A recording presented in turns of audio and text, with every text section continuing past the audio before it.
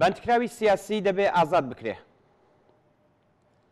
ڕۆژی یەکشەممە 12 مانگی گوڵان کۆمەڵێک لە معەلیمان هاوڕێ لەگەڵ چالاکانی کرێکاری و مافی مرۆڤ بە مەبەستی کۆبوونەوە لە بەرامبەر مەجلس بەرەو بەهارستان ڕۆیشتن تا لە ئاست زیندانیکردنی کرێکاران، معەلیمان و چالاکانی سیاسی و مەدەنی ناڕەزایەتی دەرببڕن. ئەوان بە تایبەت خوازیاری ئازادی ئیسماعیل عەبدی، شاپور ئیحسانی ڕات و باقی معەلیمان و کرێکارانی بەندکراو بوون. بەڵام هێزە ئەمنی و ئینتزامیەکان دەوروبەری بینای مەجلسیان تەنی بوو. هەر بۆیە ناڕازیان ڕۆیشتنە ڕوبەڕووی زیندانی کەرەج و بە وتنەوەی درۆژم خوازیاری ئازادی بەندکراوانی سیاسی بوون. ئەوەی کە باسی لێکرا یەکێک لەو ئاکسیۆنانەیە کە لەم ڕۆژانەدا ڕوو لە زیادبوونە. لە ئێستادا زیندانیکردن، پاپۆش دروستکردن بۆ بەندکراوانی سیاسی لەلایەن مەئمورانی ڕژیم لە ناوەوە و دەرەوەی زیندان کەوتۆتە بەرزەبری ناڕەزایەتی و خەباتەوە. بەندکراوانی سیاسی ژن و پیا و خۆڕاگر و بوێرانە لە ناو زیندانەکان مەئمورانی ڕژیم دەبەنە ژێر پرسیار. ئەوان نەتەنیا ملکەچی خواستەکانیان نابن، بەڵکو کەش و هەوای مقاومەتیان لە ناو زیندانەکاندا بەهێزتر کردووە و لە ڕێگەی پەیوەندی لەگەڵ میدیاکان و ناردنی ڕاپۆرت بۆ تۆڕە کۆمەڵایەتیەکان دژ بە سیاسەتی جەنایەتکارانەی سەرانی حکوومەتی ئیسلامی واتە کەڵک وەرگرتن لە ئامرازی زیندان، ئەشکەنجە و ئیعدام دەستیان داوەتە نەبەردێکی بەردەوام. بە پێی راپۆرتی سپیدە قولیان، سەبارەت بە ژنانی عەرەب کە تەنیا بۆ هەواڵگری لە هاوسەرەکانیان دەست بەسەر کراونەت و کەوتونەتە ژێر ئەشکەنجەی وەحشیانەوە، ئەم بەناو ژنە ئادیانەش لە بەرامبەر جەلادەکاندا مقاومەتیان کردووە. لە دەرەوەش گربوونەوەی ناڕەزایەتی و خەباتکارانە، نووسینی وتار، کتێب، راپۆرت، ئامادەکردنی بەرنامەی تەلەڤیزیۆنی و هاوشێوەکانی، شێوازە جۆراوجۆرەکانی خەباتی خەڵک دژ بە وەحشیگەری ڕژیم لە ناو زیندانەکاندا لە ئارادا بووە و بەردەوام درێژەی هەیە.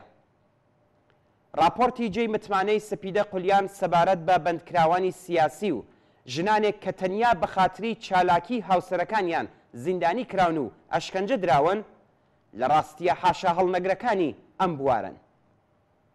بەرهەمێکی دیکەش کە کردەوەی دڕەندانەی ڕژیمی ئیسلامی سەرمایە لە ناو زیندانەکاندا ئاشکرا دەکات، کتێبی ئەشکەنجەی سپی نەرگز محەممەدیە کە چاپی یەکەمی لە ساڵی 2020دا لەلایەن نەشری باران لە سوئێد بڵاو کرایەوە و ئەم ساڵ بە چاپی دووهەم گەیشت.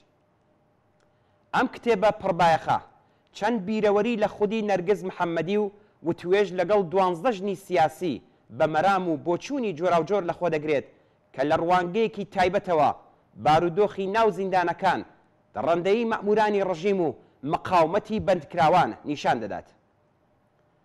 چالاکیەکی داهێنەرانەی دیکە بەرنمەیەکی زیندوی 7 سەعاتەیە کە لە ڕێکەوتی 12 مانگی خاکەلێوە ساڵڕۆژی گشتپرسی کۆماری ئیسلامی لەلایەن کۆمەڵێک چالاکی عەداڵەتخواز لە ناو تۆڕە کۆمەڵایەتیەکاندا بڵاو کرایەوە. بەڕێوەبەرانی بەرنمەکە لە ماوەی ئەم 7 سەعاتەدا لە ڕێگەی شەهادەتنامە، بیرەوەری، نامە و ئاسەواری هونەری بەندکراوانی سیاسی و خۆڕاگری دەی 60 تا بە ئەمڕۆ سیمای ڕاستەخینەی کۆماری ئیسلامی و جەلادانی ناو زیندانەکان و مقاومەتی قارەمانانەی بەندکراوانی ژن و پیا و نیشان دەدات. هاودەردی لەگەڵ بەندکراوانی سیاسی لە ناو خەڵکی ئێراندا یەکجار قوڵ و بەرینە.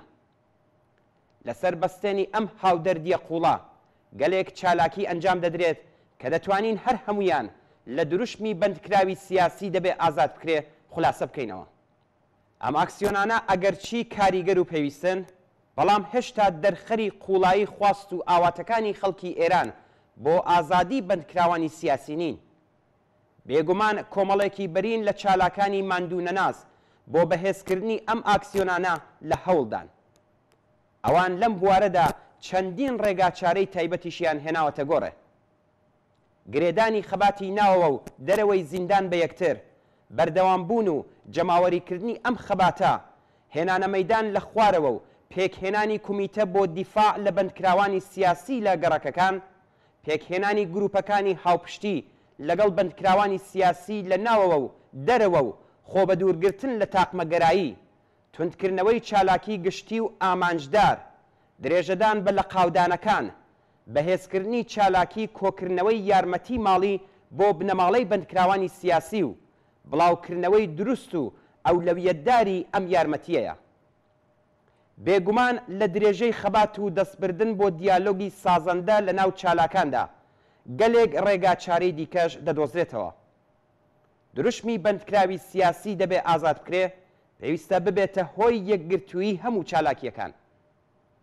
دروشمی بەندکراوی سیاسی دەبێ ئازاد بکرێ، دروشمێکی لە مێژینە و کاریگەر لە بواری خەبات دژ بە دیکتاتۆرەکان بووە و لە شۆڕشی 57دا جێی خۆی گرت.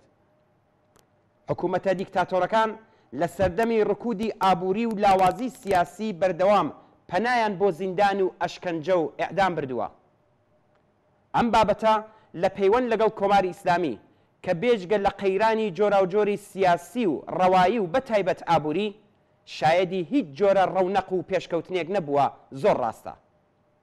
زیندان ئەشکەنجەی وەحشیانە و ئێعدامی بەرین و بە کۆمەڵ بە تایبەت لە دەیەی شەست لە پەنا پشتیوانی دەوڵەتانی ئیمپریالیستی و پشتیوانی ناوخۆیی بورژوازی و لە سەروی ئەوانەوە بورژوازی بازار و تۆیژە دەمارگرژە ئاینیەکان ڕۆڵێکی بەرچاویان لەمانەوە و درێژەی تەمەنی نگریسی ئەم ڕژیمەدا هەبووە.